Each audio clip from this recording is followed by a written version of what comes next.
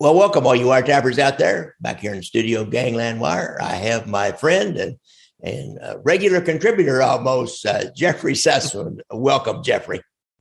Thank you. It's a pleasure to be with you, Gary.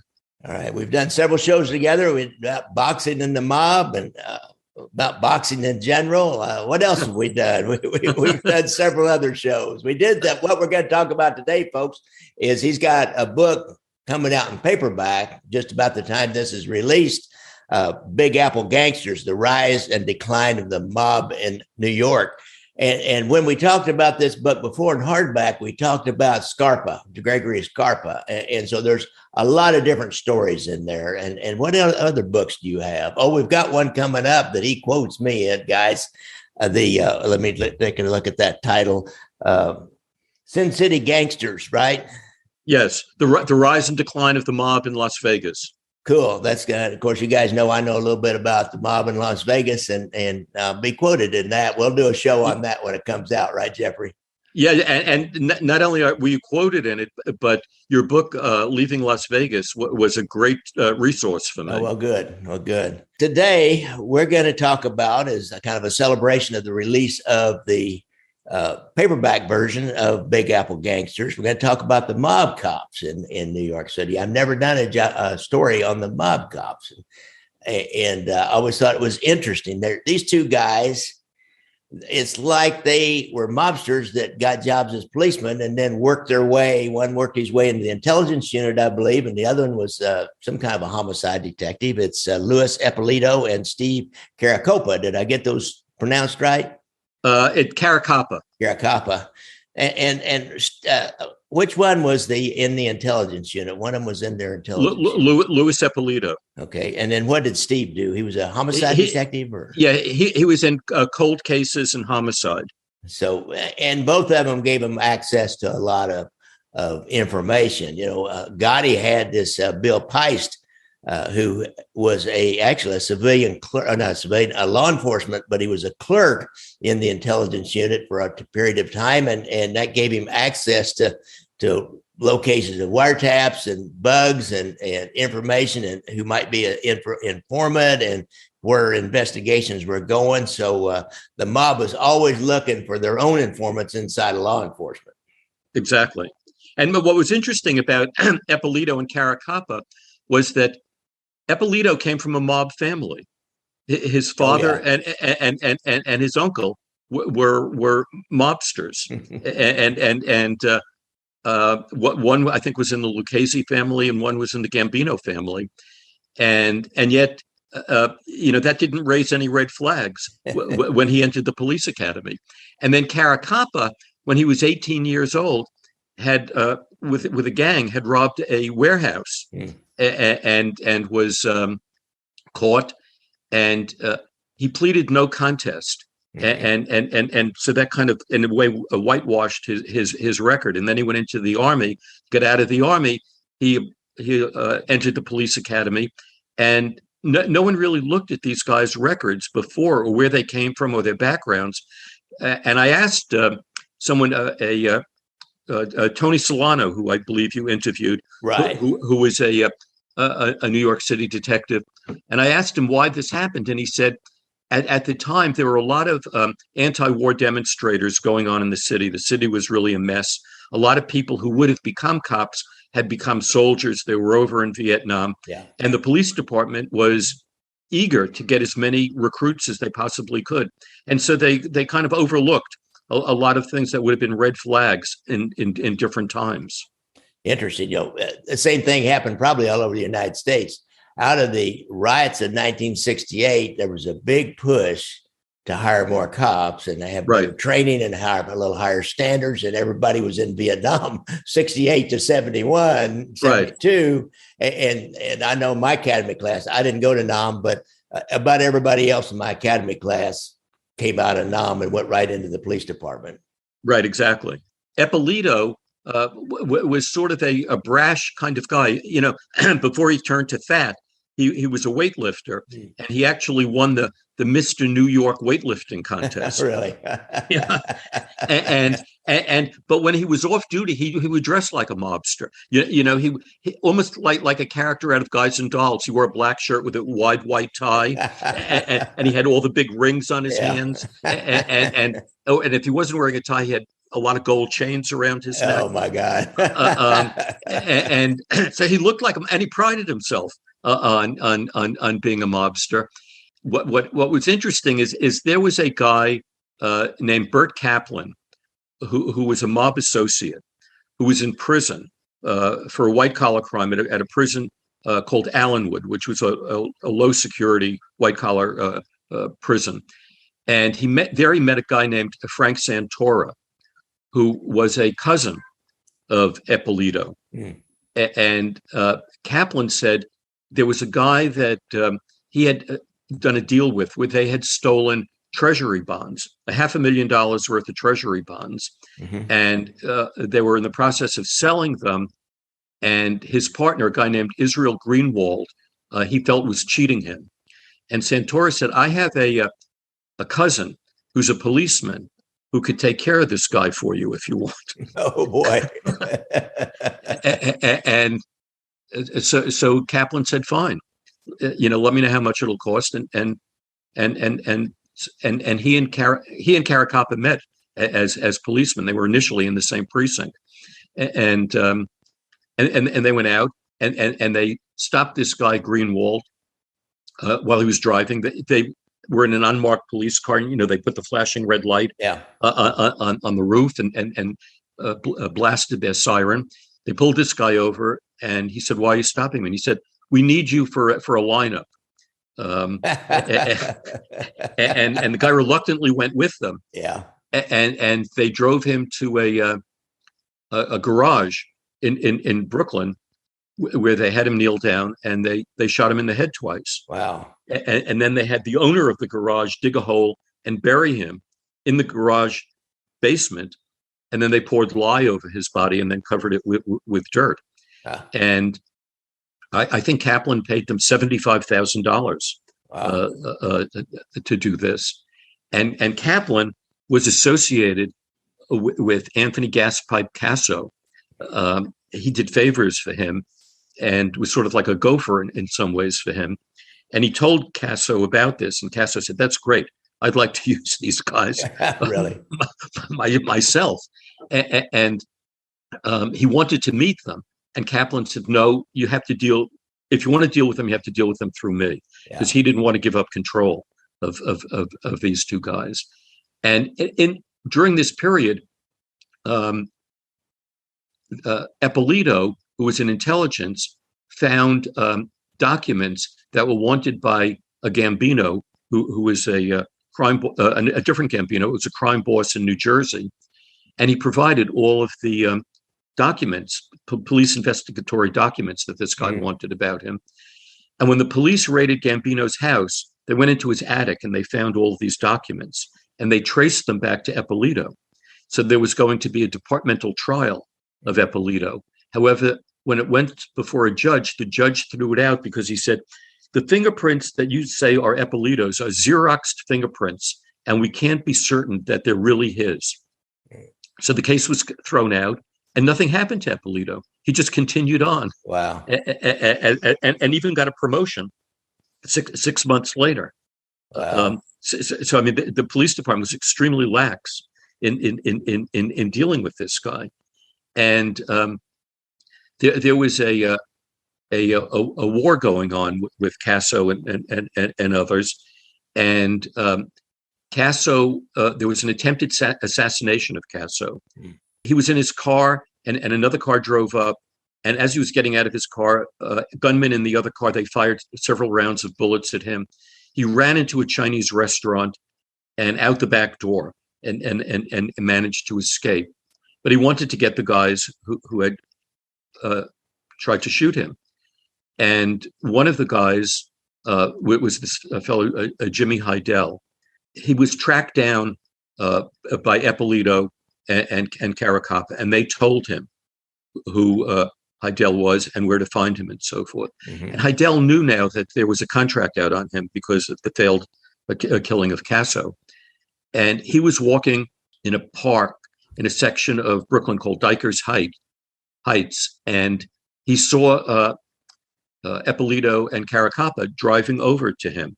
So he felt relieved. He thought, here are these two cops. They're going to protect me. I don't have anything to worry about. So they told him to get into the car, and they drove him to a warehouse. When they got to the warehouse, they took Heidel out of the car and they threw him in the trunk, and they drove to another location. And at that other location, it was someone's abandoned home, I think it was. They tied up Heidel in the basement. Casso started interrogating him and torturing him. So he shot him in first his left knee, then his right knee, then his elbow, then his right elbow. He shot him in the groin. Finally, Heidel gave up all the information that Casso wanted, and Heidel knew they were going to kill him. So he said to Casso, I know you're going to kill me, but could you please leave my body out in the street so that the police can identify me and my mother can collect my life insurance? Casso said, sure. Casso didn't do that. And Heidel's body was never found again. They had no idea what happened to his body. What a jerk. It was just terrible. And what was interesting, though, prior to their getting Jimmy Heidel, they were scouting Heidel's house. Heidel and his brother lived with their mother. His brother, Frankie Heidel, came out of the house one day, and Ippolito and Caracappa grabbed him, and then they realized it was the wrong Heidel. Yeah. And Frankie went back into the house and told his mother what happened. His mother was furious. She got in a car and she's driving around the neighborhood looking for these two guys who grabbed her son. She sees them a couple of blocks away, parked at a corner. She pulls up beside them and she says, what is it you want with my son? And Ippolito flashes his badge at her and says, it's police business. Yeah. And she said, I don't care what it is. I want to know what you were doing with my son. And he said, it's none of your business. Go home, leave us alone. And typical police response to a citizen that sticks their nose in, I'll tell you right now. But right. So a year or two later, she's watching television in the afternoon. She's watching an interview show called the Sally Jesse Raphael Show. Oh, I remember that. And on the show is Louis Ippolito, who's promoting his book called Mafia Cop. And she recognizes him. And she calls a detective whom I interviewed named Tommy Dades. Oh, yeah, I've heard of him. He was at a lot of places, yeah. Right. And Tommy Dades goes and interviews her, and he realizes they had been hearing stories about the Mafia Cops, but they could never get any information. So he goes and he interviews her, and he gets the information, and he turns it over to a prosecutor named Michael Vecchione, who was the head rackets prosecutor for the DA's office in Brooklyn. And they're compiling all this evidence against them. And then Casso, one of the killers was one of the people who tried to assassinate Casso was a guy named Nicky Guido. He wants the cops to kill Nicky Guido, but he can't find out where he lives or anything about him. So he asks the cops to do it. And they say, well, we want an additional $4,000 if you want us to do this. And Casso refuses to pay them. He says, never mind, I'll find out myself. So he has a friend who works at the Brooklyn Union Gas Company. And the guy comes up with a name and address and a location of a Nicky Guido who lives in a section of Brooklyn that's known as mob territory. And he's the same age as the Nicky Guido they're looking for. So Casso gets a couple of his gunmen to go and kill this, not the Mafia Cops, but two gunmen to go and kill this Nicky Guido. And of course, it's the wrong Nicky Guido. And they pull up alongside him. He just bought a new Nissan Maxima, and he's showing it to his uncle. And from the side windows of this car that pulled up next to him, there are several blasts of gunfire. And he throws himself over his uncle's body to protect him, but he's killed in the process. And the car of killers drive away. And Ippolito and Caracappa are furious because they said they told Kaplan that if Casso had been willing to pay us the other $4,000, we would have gotten the right person. Now he's killed an innocent person, and this further alerts the police that something bad is going on, and they have to solve the problem.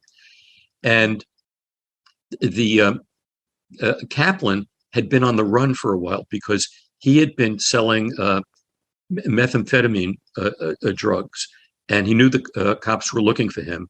So he ran away to Mexico, and Casso, there was an indictment against Casso, and Casso was hiding out at a house in New Jersey at the time, and Kaplan was in Mexico exporting marijuana back to the United States and making a lot of money.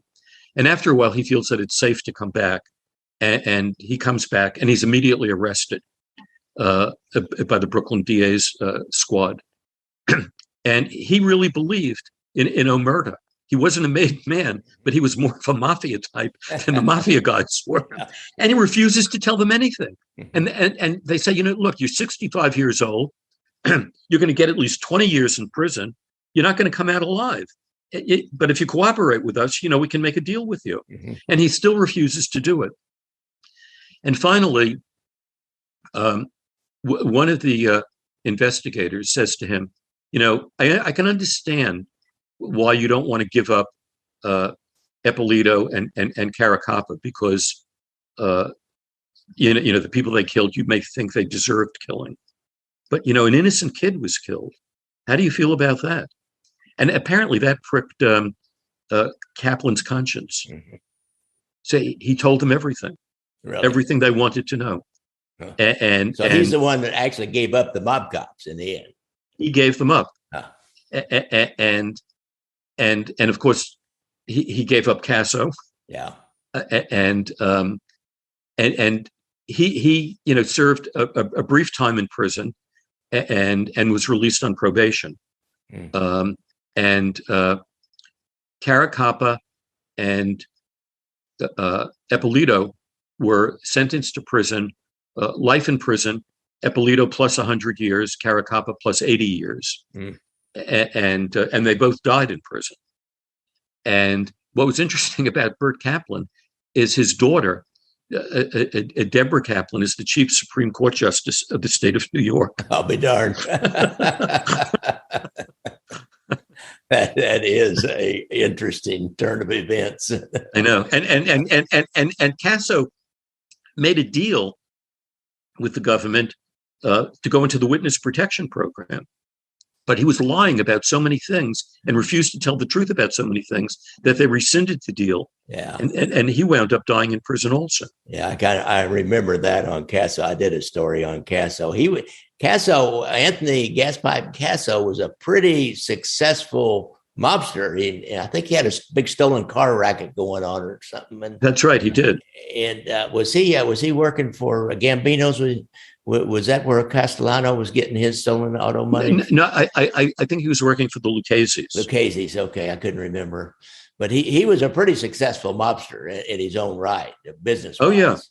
Yeah, he was. What was interesting, when I interviewed Tommy Dades and Michael Vecchione, they said something that was very interesting that I had never thought of before. He said, there are some guys in the mob who are just soldiers. Mm-hmm. And they may have made millions and millions on their own. They may be wealthier than some of the capos and some of the underbosses, but they've always remained soldiers. But they could be much wealthier than those higher ranked mafia officials.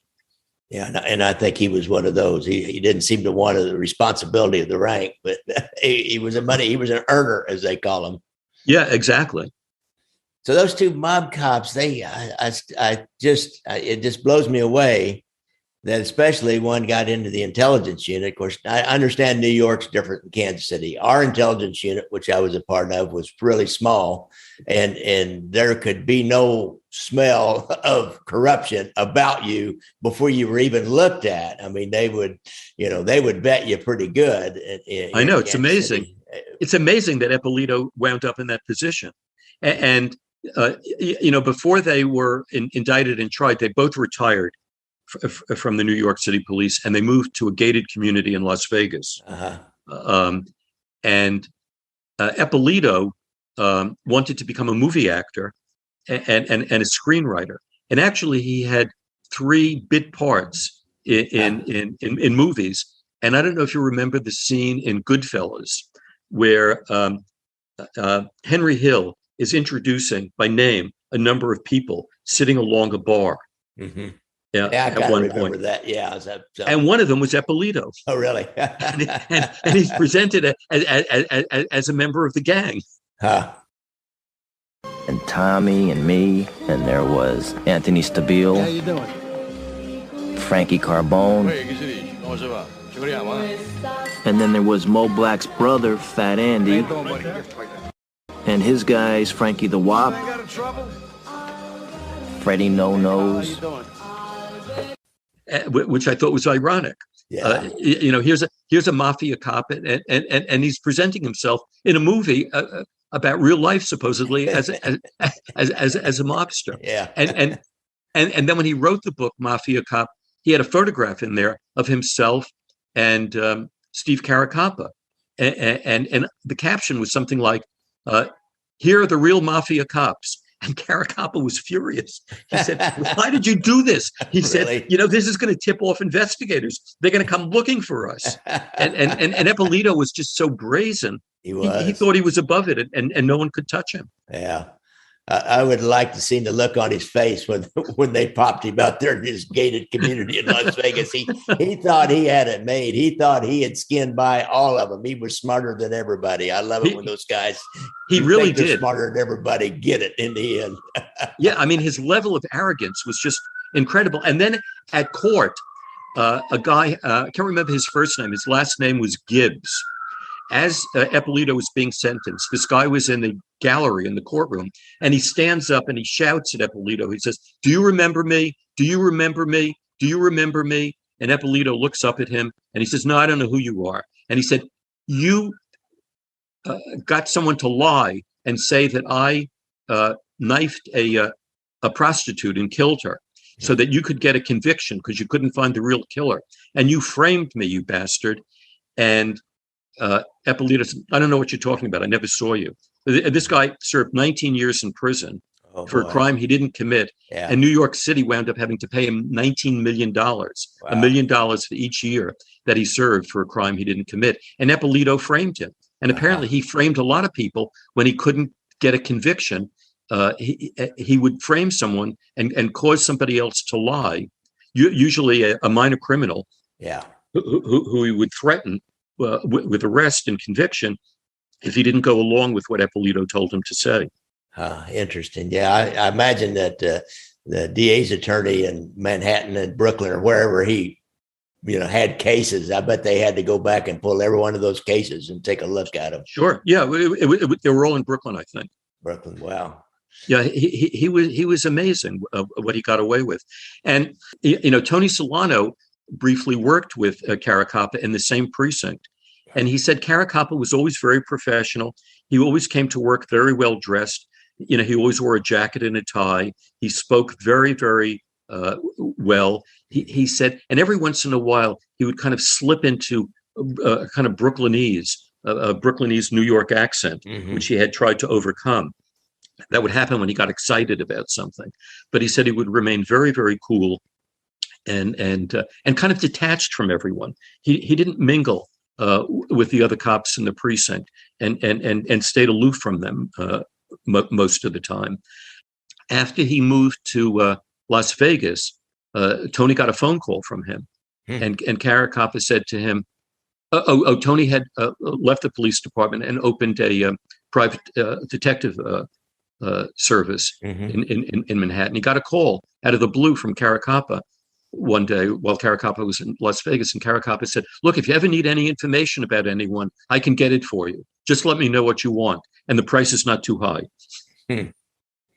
Yeah, interesting. Yeah, when you leave the police department, you start doing those kinds of things, then you lose all those resources.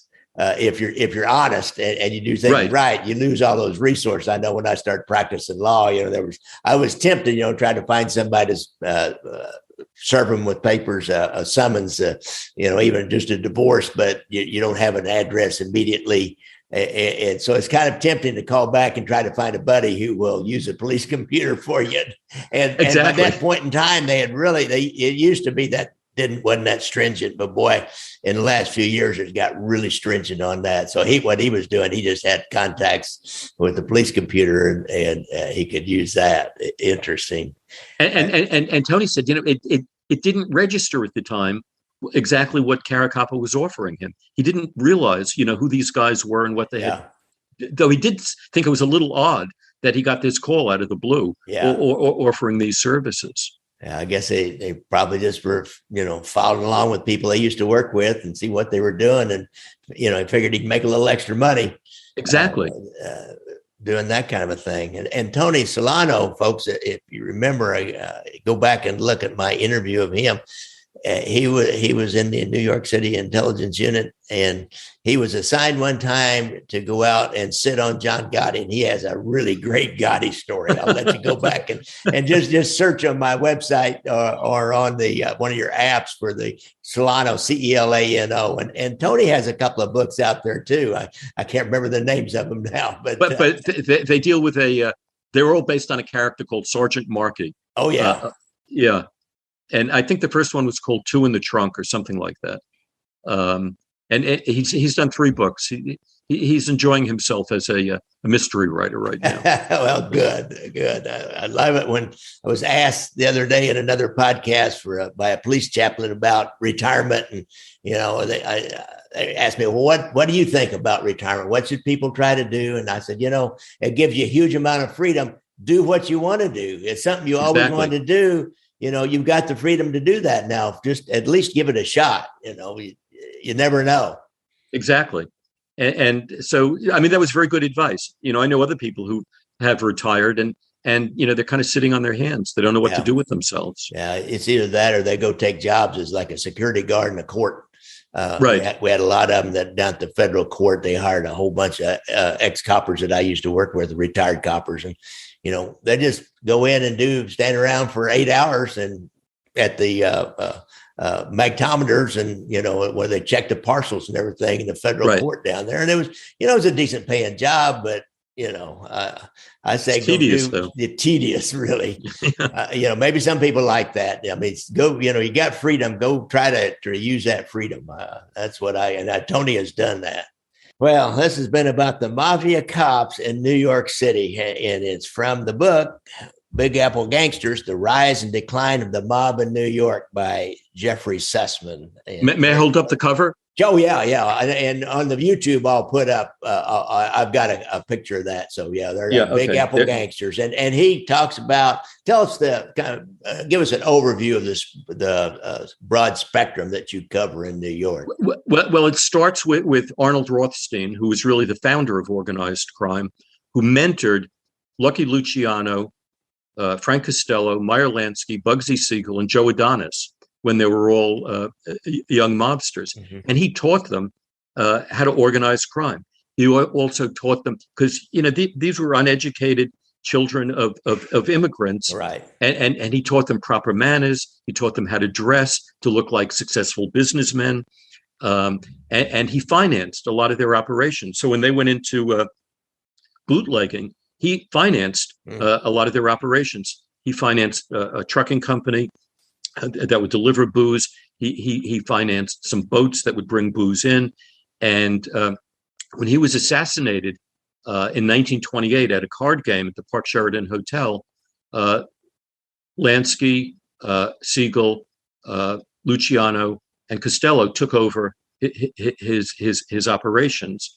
And then in 1931, these guys eliminated the 2 big mafia bosses at the time, Maranzano and Joe the Boss Masseria, and they formed basically the families, the 5 mafia families. But then they also formed something that was even more powerful than the 5 mafia families, and that was the National Crime Syndicate. Right. And they formed a commission, and on that commission, it was very multi-ethnic. I mean, there were Italians, there were Jews, there were Irish people. There was 1 or 2 people from whose background was Swedish.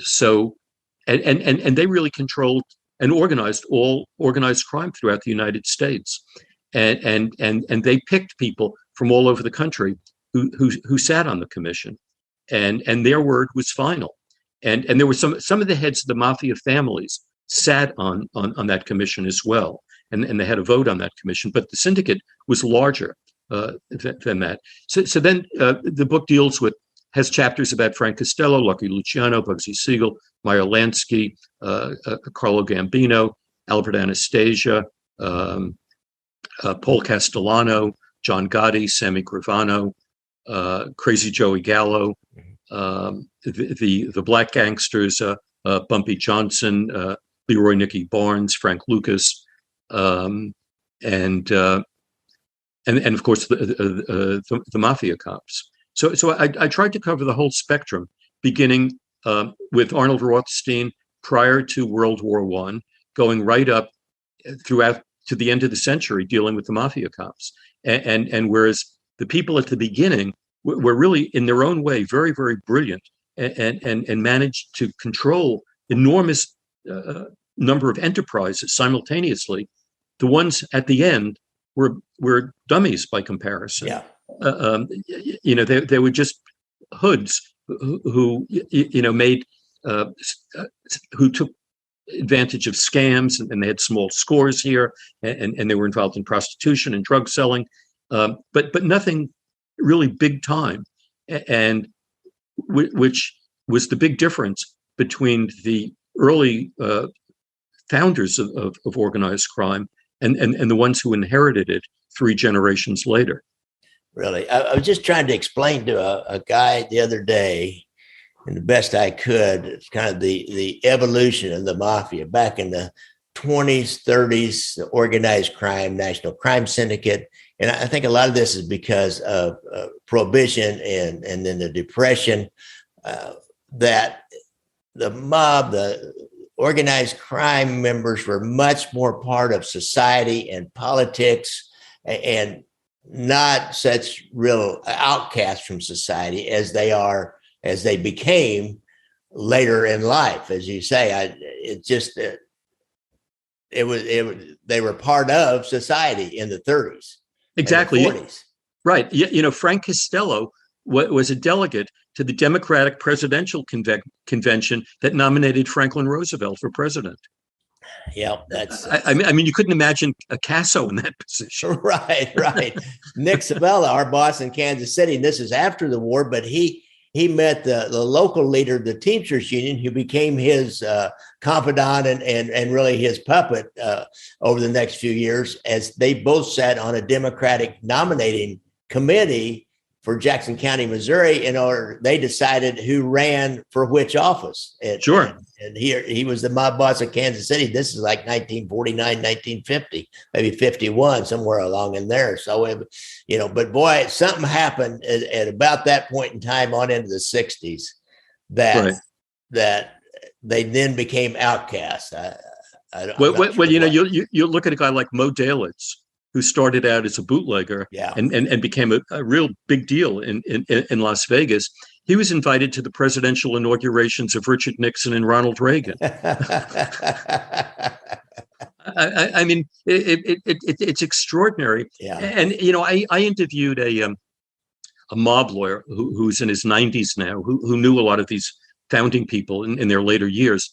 And he said to me that guys like Lansky and Costello and Luciano, he said, they were like generals in an army. They could control an entire field of operations. They knew everything that was going on. They were able to delegate responsibility to people who were capable of carrying out what they wanted carried out. He said, you don't have people like that anymore. Yeah. When Nick Sabella left in Kansas City, and he was like that. He commanded not a big army, but he commanded the entire metro area and places outside. And all he had to do was mention his name, but after him, there was never another guy like that. And I think that's pretty much happened around the country. I mean, you have a lot of kind of low-level mafia people or young guys who are attracted to that life. Yeah. but they don't have the skills or the capability of doing what maybe it was their grandfathers or great grandfathers were able to do. Yeah, if you think every city, Santos Trafficante and Carlos Marcello, and in every city, even Chicago, they don't have any kind of a charismatic boss anymore. They just kind of have devolved into some crews, is what they have. Yeah, yeah. When I was working on the Las Vegas gangster book, I went through a history of the leaders of the outfit in Chicago, and over the years, what happened. I mean, at some level, it became a joke almost. There was a guy. He was even Joey the Clown Lombardo. Yeah. I mean, you couldn't imagine this guy, leading an army any place. Really, yeah. And when it looked like Iupa was going to die, he was kind of the last up front boss. Chicago had a different deal. They had Accardo always and Paul Rica behind the scenes. And then they put Sam Giancana out front as the boss. And then after that, Joey Iupa was the guy that was like the known boss. But you had these guys back behind the scenes. And I think really they had to get their permission, their nod in major things and over the years. And then after Iupa left, Accardo died, Rica died. They were talking about maybe bringing Tony Spilatro back from Las Vegas to be the next boss. There was a serious discussion on that. So go figure. That would have been a disaster for them. Yeah. I don't know if I told you the story. In the 1970s, I was in Chicago. I was promoting a book that I had written. And I had a friend there who owned a small trucking company. And he took me he invited me to a restaurant at a club that he belonged to in the downtown area, which was known as the Loop. And he said to meet him at this club at 6:30. So I got there, and I got there a little early, and he was at the bar talking to somebody. And I went over and I said hello and shook his hand. And he briefly introduced me to this other man. He didn't give me the man's name. He just said to this man, he said, oh, Tony. He said, Jeff, this is Tony. Tony, this is Jeff. We shook hands. And he said, go in the dining room, get a table, wait for me. I'll be in a few minutes. So I waited for him for a few minutes, and he came in and he sat down. And I said, who is that guy you were talking with? He said, oh, his name is Tony Accardo. And I had been having a problem with people pilfering from my trucks. And he told me, that he took care of it and not to worry about it anymore. Yeah. And then he handed me this button that must have been about 5 inches in diameter. It was a big button with Tony's photograph on it. And it said, "Happy birthday, Big Tuna." Under it. And he said to me, wear this button when you go shopping tomorrow. And he said, no one will bother you. He said, you can jaywalk, you can do anything, no one will bother you at all. And I had no idea who this guy was until I got back to New York and I looked him up and I realized he was head of the outfit. Interesting. I wonder if there's any of those buttons left around today. That would be the ultimate piece I was looking for it. You couldn't find it. That would be a great piece of mob memorabilia. I know when I started writing the mob book about Las Vegas, because so much of it was controlled by the outfit, I went looking for it in all my old drawers and I couldn't find it. I'm so disappointed. Really? All right. Jeffrey Sussman, this has been great. The book is Big Apple Gangsters, The Rise and Decline of the Mob in New York. It's coming out in paperback right now, guys. So get out and grab a copy of that. That can be your go-to book, particularly for New York. Right. And I certainly use stuff out of it myself. And it's going to be factual. I know Jeffrey, I've interviewed him several times and know his work well. And so you need to get that book, guys. Thank you very much, Gary. All right, Jeffrey. Well, don't forget, look out for motorcycles when you're out there on the road, guys. And if you have any problems with PTSD and you're a vet, go to the VA website. They've got a hotline number there. And I appreciate it, guys. Appreciate it, guys.